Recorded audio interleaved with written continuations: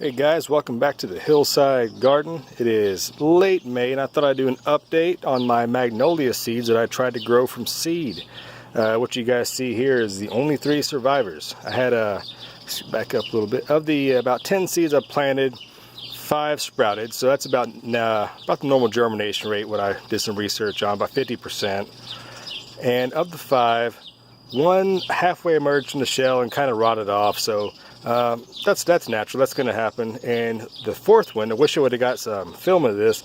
It was an albino. It was completely white. The leaves were completely white, and that means that the plant will not be able to produce photosynthesis. So that is super rare, I imagine. I'm not sure, but it's not very common in my experience, at least. But yeah, there. So 3 of these guys sprouted up. Got the number 1 here, 2 here, starting to get their first true leaves on them.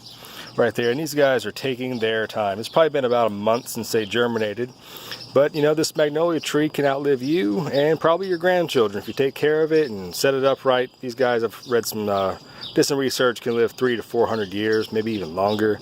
So they're in no hurry whatsoever. Just keep them in out of direct sunlight. Once you get them outside, don't put them in the blazing hot sun. Morning sun would be preferred. Evening shade is most appreciated for these guys, because these like I said, they would imagine them growing underneath the parent tree, which blocks out a lot of the sunlight.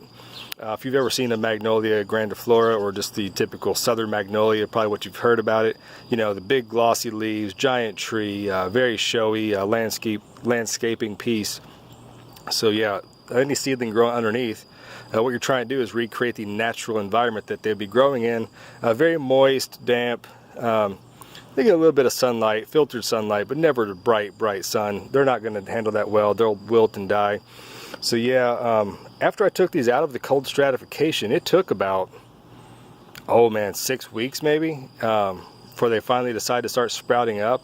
And the trick is, I finally had to put them on the, my peppers and everything had moved out from the seed trays and the grow lights, etc. And I had these guys in the windowsill just trying to let them do their thing, and nothing was working. So I just like I said, up-potted my tomatoes and peppers, moved those guys out, and put these the seedling trays with the magnolia seeds on the heating pad and underneath the grow lights. And probably within 2 weeks after that, they started growing. So definitely warm soil will definitely help these guys break their germination after the cold stratification. I don't have a reference for how long it would take without heating pads, but you know, these are typically a southern tree, so yeah, you would imagine that they would need that warm, moist soil for germination. That being said, give a quick update right here on my. This is just because I'm sitting here. Look at this oregano. I did a video on the early spring care of oregano. I'll leave a link down below, but this oregano is just going crazy. So as long as you take care of this stuff, it's just going to keep growing and spreading and be amazing. Pick it right off and just throw it in your dinner, cook with it. It's amazing. So sorry about that. I just had to show you that because it's just right next to where we're filming at. But yeah, that's the Greek oregano. Back to the magnolias. Let's get a close-up look. See, this is the first true leaf. It doesn't quite have the super dark glossy appearance that the parent trees are going to have, and this is going to be a matter of the plant's just got to develop, get a deeper root system, stuff like that. So not a big deal. This one here is kind of concerning to me because this leaf here is a bit pale. If you can see that or not. They're all in the exact same spot, getting the same sunlight and same water. I haven't fertilized these yet because I don't want to over-fertilize the seedling, especially of a tree, which actually can be detrimental. So just give these guys, I believe this is some Pro Mix with a little bit of organic fertilizer already mixed in with it. So no need to overly fertilize these guys, which can actually probably kill them easier than under-fertilizing at this point in their development. This guy's had a little bit of disfiguration, maybe a little insect damage there. But yeah, so these are my Magnolia grandiflora, or the southern magnolia, the 3 that have sprouted out of 10. Well, take that back. 5 out of 10 sprouted, 3 have survived. So yeah, I had no grand expectations getting all 10 to germinate. So next year I do have an idea.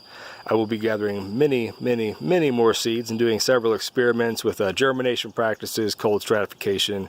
Just do trial and error, see which one does best. So if you've ever wanted to grow a magnolia for yourself and had a question, look at my link below. I'll show you how I stratified and processed my seeds.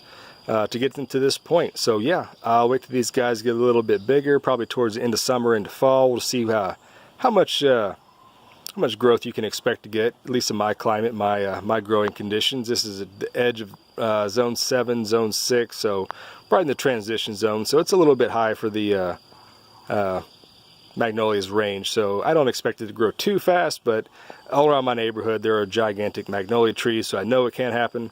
Just be patient, have fun with it. It's all about experimenting and trying to grow new things, brighten up your landscape, do something different. Just have fun with it. All right, guys, so this is the Hillside Gardener signing off. We'll see you next time. Go plant something random, grow something different, have fun with it, and we'll see you around. Bye.